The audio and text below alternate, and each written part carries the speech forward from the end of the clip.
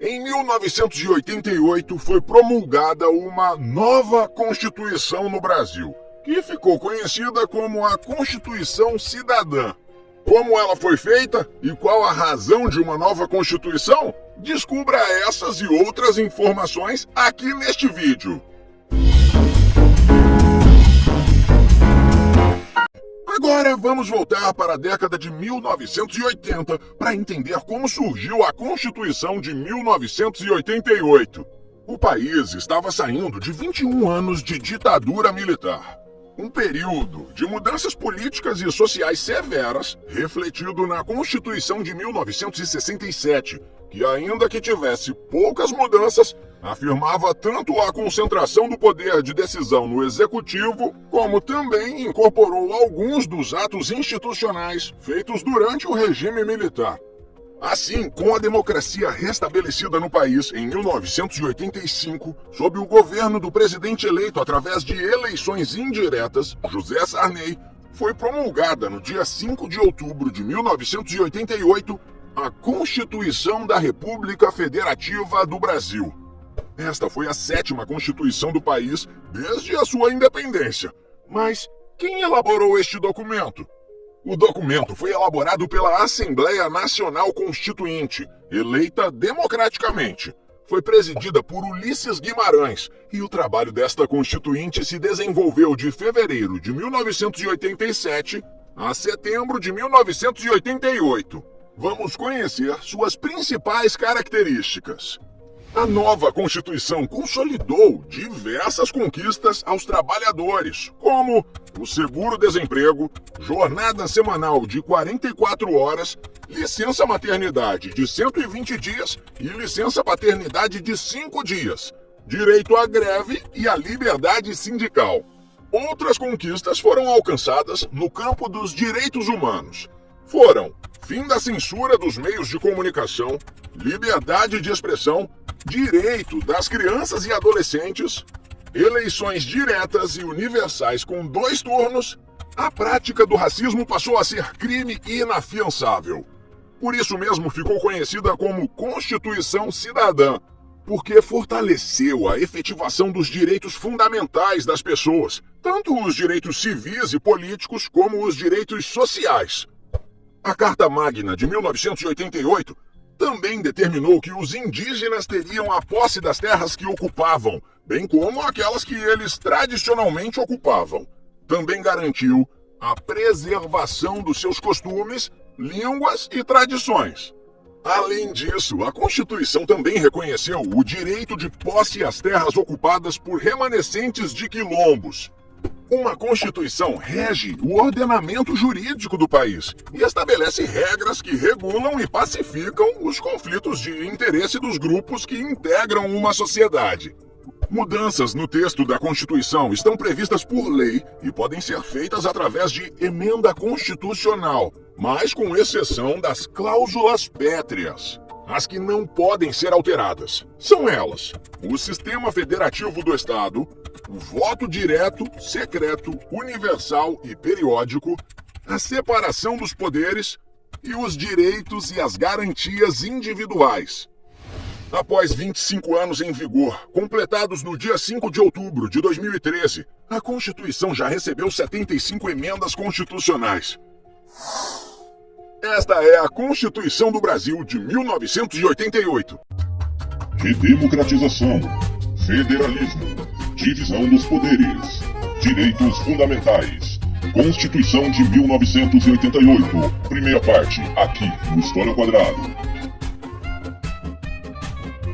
Vamos ao primeiro vídeo sobre a Constituição de 1988, a chamada Constituição Cidadã. Então aproveita aí, já deixa o seu like, se inscreva no canal. Vamos iniciar com um contexto onde esta Constituição é debatida pós-ditadura civil-militar no Brasil, um período sombrio que perdura por mais de 21 anos, onde há completa ausência de democracia. Inclusive, o brasileiro perde o direito de eleger o seu presidente da República, que o cargo vai sendo ocupado sempre por né, generais ali do círculo militar. Portanto, inicia-se um processo no início da década de 80 de redemocratização, né, muito movimentado pelos movimentos populares que surgem ali a partir do final da década de 1970, né, e esses movimentos vai ter o seu ápice com o chamado As Diretas Já, em 1984, reunindo milhões de pessoas pelas ruas brasileiras.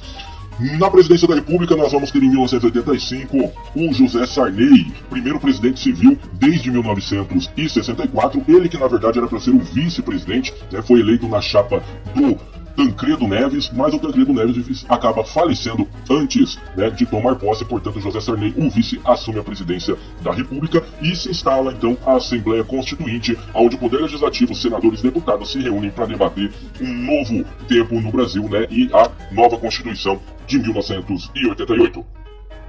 Essa Constituição vai trazer a organização do Estado como uma república federativa, ou seja, uma república, o Estado é público e a federação, ou seja, os estados, eles terão bastante autonomia entre si, mas não serão, completamente independentes. É uma união indissociável. O sistema será o presidencialista, ou seja, o presidente da República eleito pelo povo vai ser o chefe de Estado e o chefe do governo, mas não vai governar sozinho. Tendo aí a concepção de Montesquieu, da divisão do poder, em três esferas: o executivo, o legislativo e o judiciário. Os três poderes são equivalentes, não há sobreposição de um sobre o outro, eles são independentes e devem ser harmônicos. A soberania nacional também é garantida, nenhum país poderá ter a tutela do Brasil, e o mais interessante, desta Constituição é a prevalência dos direitos humanos. Ela é vista então no mundo todo como uma das constituições mais modernas existentes até agora. O Estado laico continua sendo Estado laico, ou seja, há a separação entre poder político e religião. Lembrando que a laicidade ela existe desde o início da República no Brasil.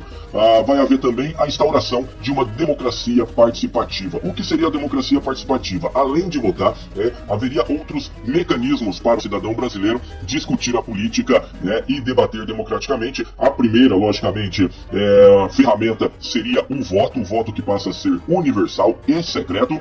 O voto universal aqui é estendido, inclusive, aos cidadãos que não sabem ler, ou seja, aos analfabetos, e permanece secreto como era desde a década de 30, lá de Getúlio Vargas. Também teremos a concepção dos plebiscitos, quando a própria população é chamada a votar em determinada lei, determinado assunto, geralmente polêmico, e também a instituição dos conselhos, os conselhos populares, como o Conselho de Educação, o Conselho de Cultura, aonde a sociedade civil organizada pode debater e deliberar sobre diversos pontos. Alguns direitos e garantias trazidos por essa Constituição, podemos aí elencar os direitos fundamentais. Direito fundamental é aquele que é inalienável, ou seja, não pode ser retirado do cidadão. É muito parecido com os direitos humanos. O primeiro deles, a liberdade de expressão, retornando ao Brasil, depois de mais de 2 décadas de censura. Também a igualdade jurídica, ou seja, todos os brasileiros serão julgados, serão vistos sob a lei, sob a mesma lei e igualitariamente. Direito à propriedade, no final aí da Guerra Fria, daquele embate,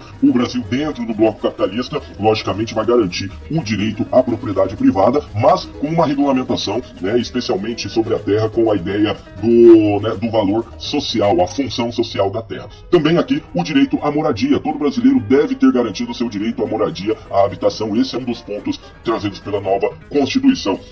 Essa Constituição vai ficar marcada também pela valorização do trabalho humano, garantindo os direitos ao trabalho e os direitos trabalhistas, aqueles mesmos defendidos lá por Vargas na década de 30, 40, aqui eles serão garantidos na Constituição. Dentre essas garantias, o salário mínimo, a aposentadoria para aquele que contribui para a Previdência Social, que vai surgir nesse momento aí também, e o direito à greve. O direito à greve aqui é um dos direitos garantidos ao trabalhador brasileiro como forma de luta por melhores condições. E para finalizar também, a privacidade. A privacidade, um direito fundamental de todo brasileiro, inclusive aqui colocando a violação de correspondência como crime. Então, fica ligado aí, se gostou, dá um like.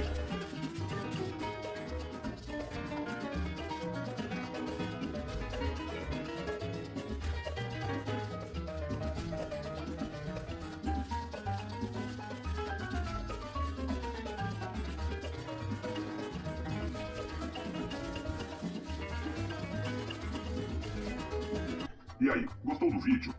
Então, deixe o seu like, aproveita e se inscreva. E ative as notificações para não perder nenhum dos próximos. Acesse esse e outros materiais no meu site, historiaoquadrado.com. Eu sou o professor historiador Giovanni Bernini. Deixe sugestões nos comentários.